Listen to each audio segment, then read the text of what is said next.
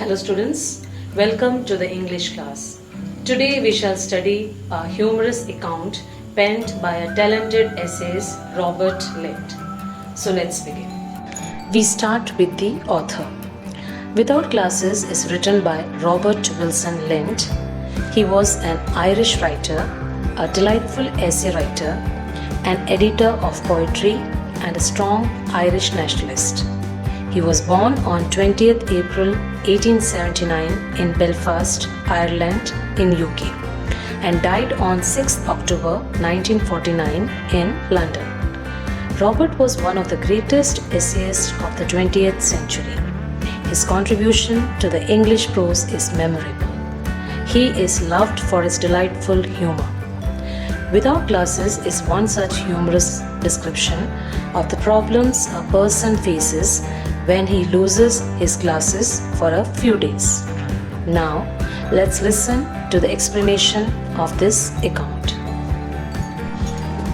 I was staying in the country recently when a well-meaning hand engaged in dusting my bedroom swept my glasses off the mantelpiece where I had placed them for safety.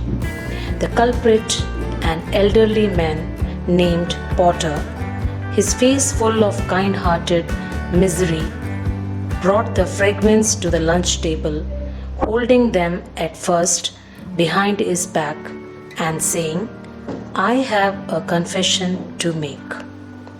My hostess offered to do her best to mend the glasses temporarily with sticking plaster, and she did her best.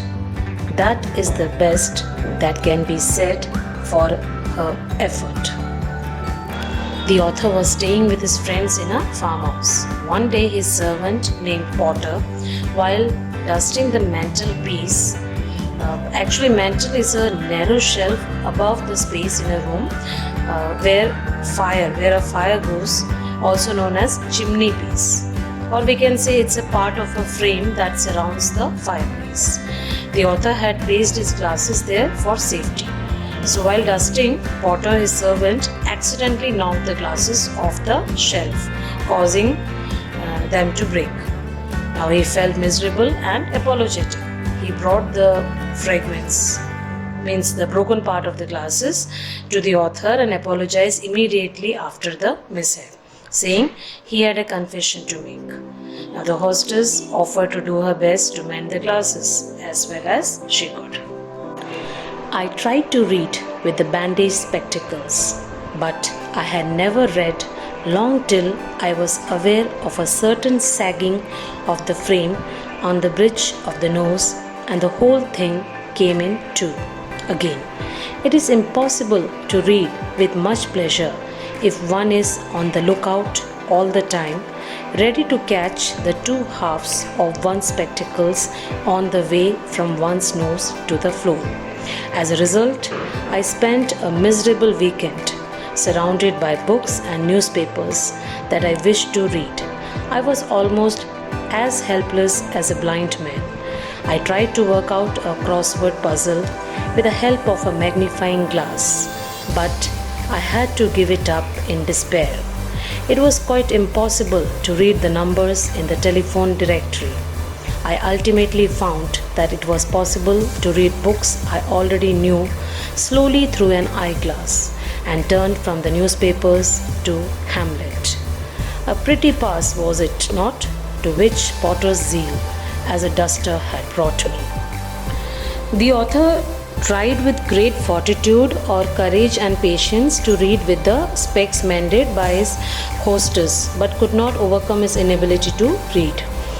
His glasses kept slipping off his nose, and he was not able to manage with the broken specs. Further, he says he had a miserable weekend while his spectacles were being mended, as he couldn't indulge in the activities he loved most. He could not read newspapers or books in the absence of his glasses, and he was not able to read even the numbers in the telephone directory. Then he thought to read books he already knew through an eyeglass. Now, what is an eyeglass? It is a single lens for correcting defective eyesight. So he tried to read a book instead of a newspaper. Means he switched over to Hamlet. It's a play by William Shakespeare.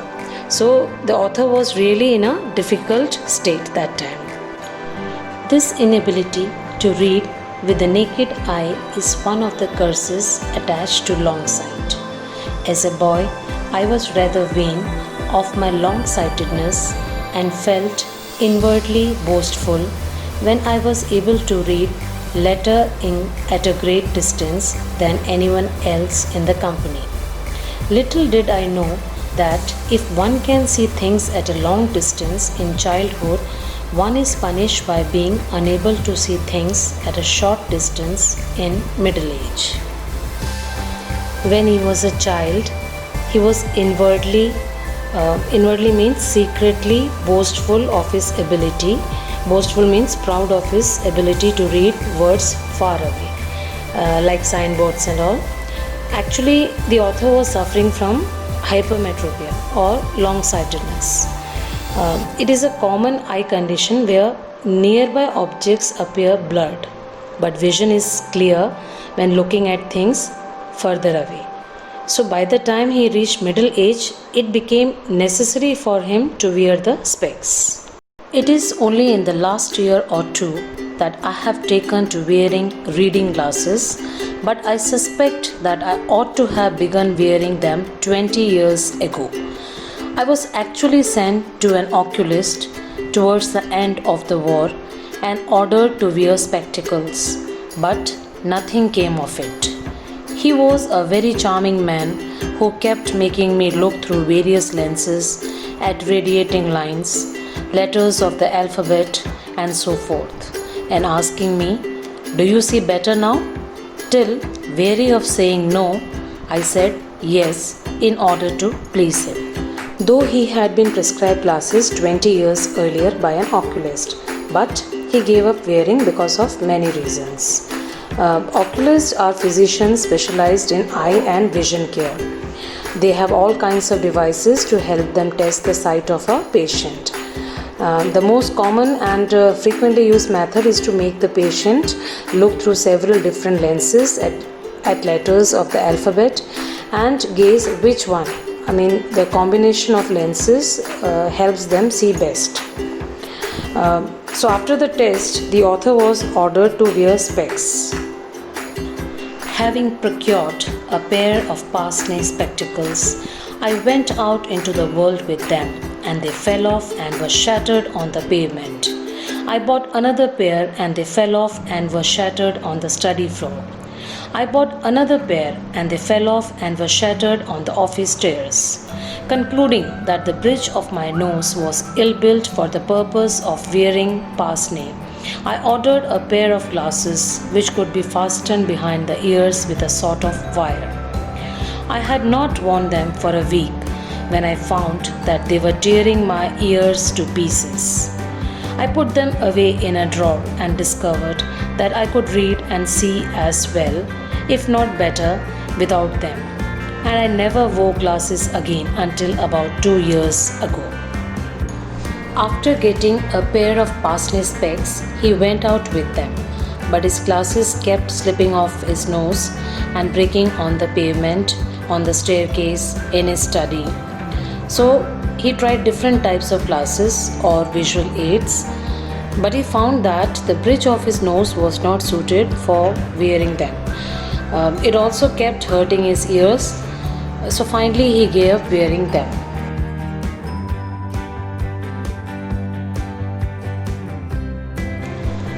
The punishment of long-sightedness kept creeping nearer. However, I complained more frequently of the badness of the electric light. When I read a newspaper, I had to hold it at arm's length. If only I could have stretched my arms a foot or two longer, I should probably have been able to read without spectacles to the present day. My arms would not stretch, however, and at last I was compelled to pay a second visit to an oculist. Luckily, he had all kinds of new devices for testing the sight which made it possible for the patient to tell the truth. As a result, he provided me with a perfect pair of spectacles with tortoise shell rims that wounded neither the nose nor the ears. To see through them was like being born into a new world. A beautiful clear light dwelt upon the printed world, and even the small type of the sporting page became miraculously magnified. In my enthusiasm, I should have liked to put the whole human race into spectacles. Those who do not know what it is to wear spectacles for the first time have missed one of the exquisite pleasures of life. Due to his long sightedness, he was not able to read newspapers and all, so he was compelled to visit an eye doctor again. This time he obtained a perfect pair of specs with tortoise shell rim, and it did not wound his nose or ears. Words were clear to him, and he was very excited and humorously describes his wish to put the entire world behind specs.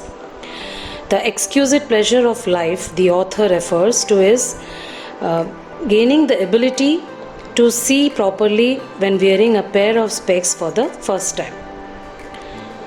Well, this was earlier.